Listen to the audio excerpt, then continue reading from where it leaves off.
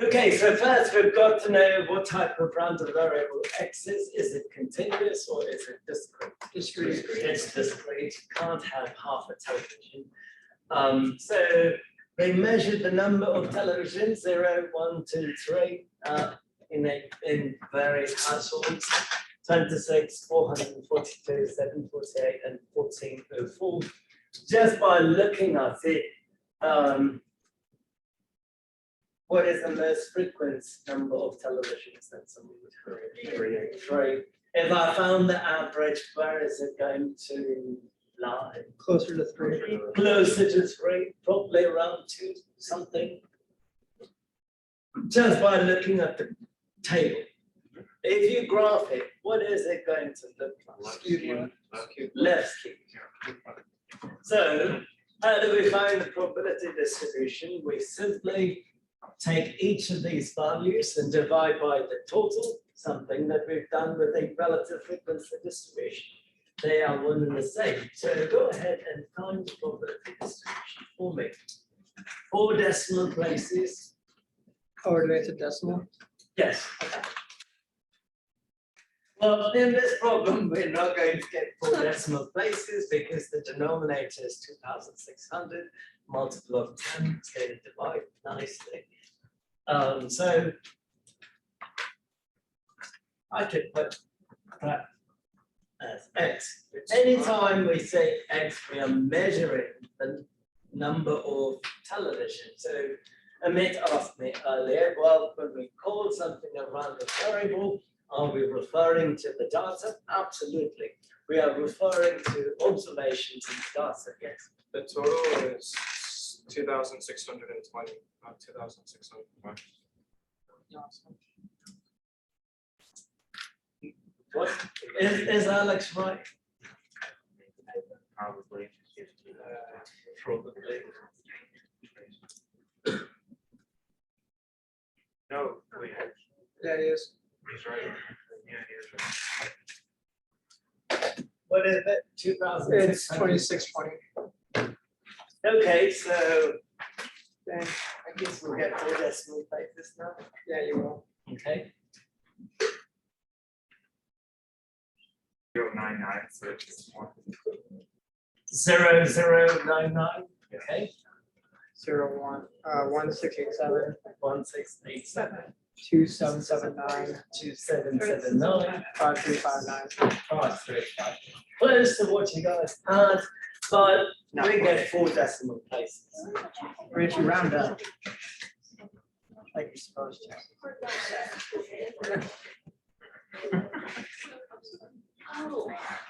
What?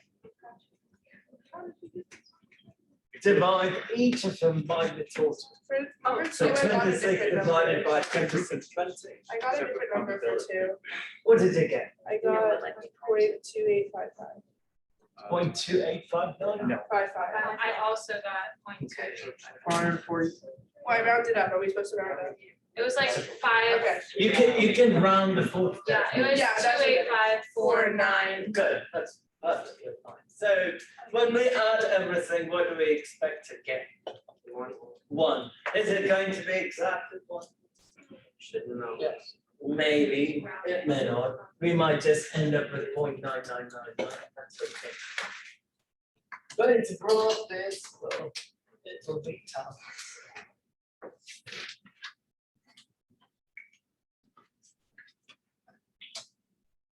Zero televisions, probably it is over here. Trying to make it really close to 0. Exactly 1 television, probably here. Exactly 2.2855 over there. Exactly 3.5359 over there. Yes. Can we say that under 2 it would be probability would be 0.779? That was 1, apparently. How? So this is the correct answer. Oh, 728 divided by 2629. It's 48 divided by 2620. That's right. Okay. My handwriting isn't that bad. Okay, so all I'm going to do is I'll just connect with the straight line. Can I do that? Yes. Why? I mean, oh, well, I thought you were asking permission to do that. I was like, I was probably. Can I draw a straight line and connect the dots? Why not? You're not graphing the line, you're just plotting points. Okay. It's another reason. It's Because a we're not trying to get a insert line, histogram. they're not lined up. They've not lined it perfectly. Isn't there frequency Because distribution? those are not the midpoints. Hunter says because it's a frequency distribution, it's right essentially. So how did we draw or sketch a frequency distribution? With a histogram. Histogram. Histogram, so I'm going to draw this.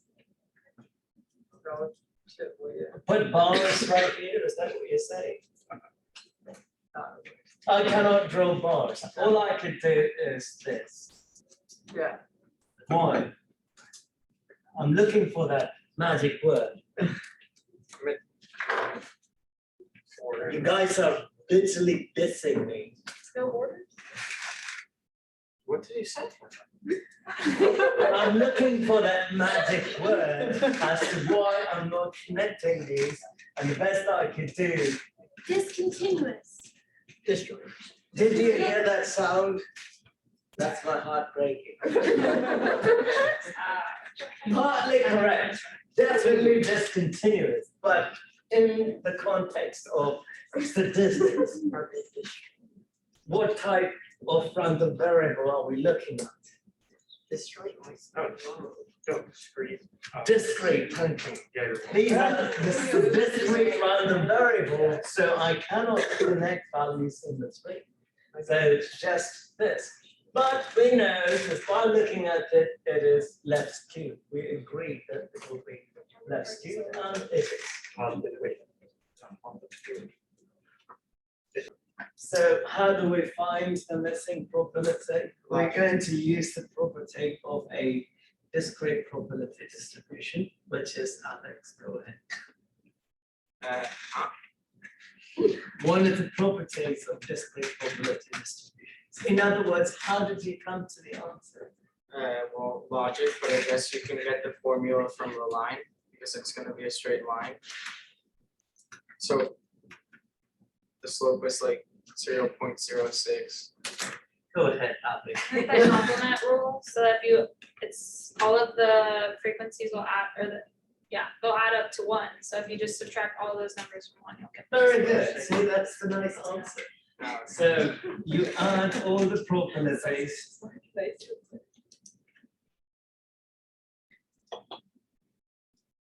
Which would equal to 1. Now, what Alex mentioned will not work specifically because you can fit a line, but I'm not sure if it will give an exact. No, it is not going to give you 0.6 exactly. This is the proper way. Yes, it will. If you add There's a problem. all of those, you get 0.64. Yes. 66. That would equal to 1 because sum of all the. It's 0.7. Or maybe 7.6. No, it's 6. No. 0.3, 0.3, 0.6 plus 0.06, 0.66 That's equals 1. It's not Minus- gonna equal 1 now. What do you mean? No, I guess it could. All right. The moment I put this value in there, it's going to equal to 1. So now you can verify your answer. If you take this 0.34, plug it in here, 0.3 plus 0.34 is 0.64, 0.64 plus 0.3 is 0.94, 0.94 plus 0.06 is 1. Yeah, it's So we want to find the mean variance and standard deviation of X, which is the number of games played in each World Series from 1903 to 2016. If you, when we looked in the textbook, they use the exact phrase games played, and then they put the corresponding probability. Inserting the notation here is so that you can get used to the notation. Now, so what am I referring to when I say x is equal to 4? I'm referring to 4 games. When x is equal to 5, 5 games, and so forth. With me?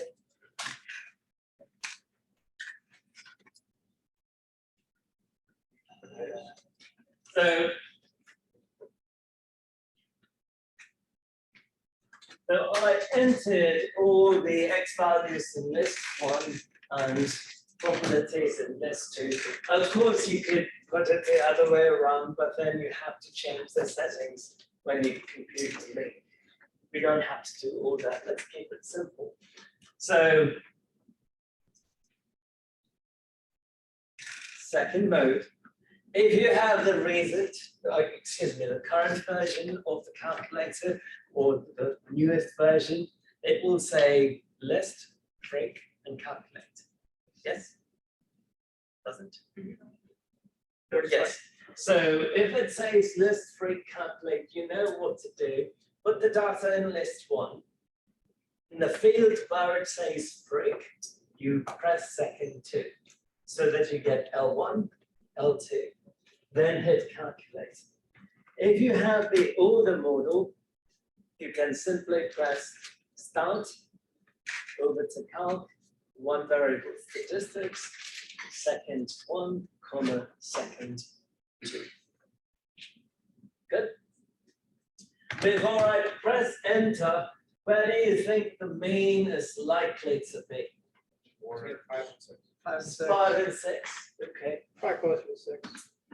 So the mean is 5.803, and Hunter was right, between 5 and 6, and it's closer to 6 because heavy probabilities are over here, 0.348, 0.214. So we expect the average to be close to 6.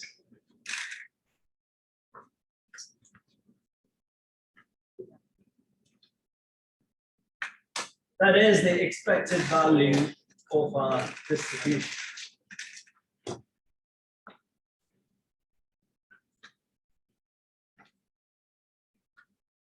It gives you sigma x, but it doesn't give you Sx.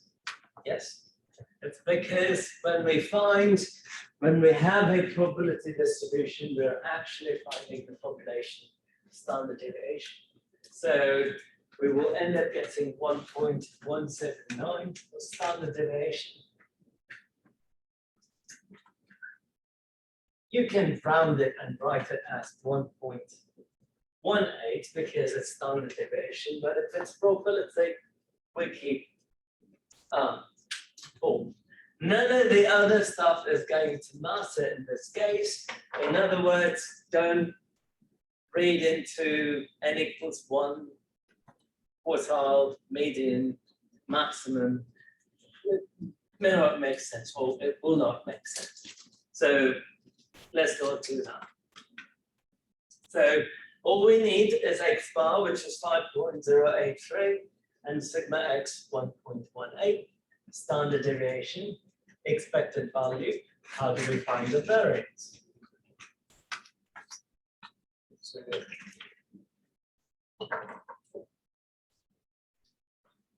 with the max number minus the mean. So the 1.18 we get is the standard deviation. And when we square the standard deviation, we get the variance.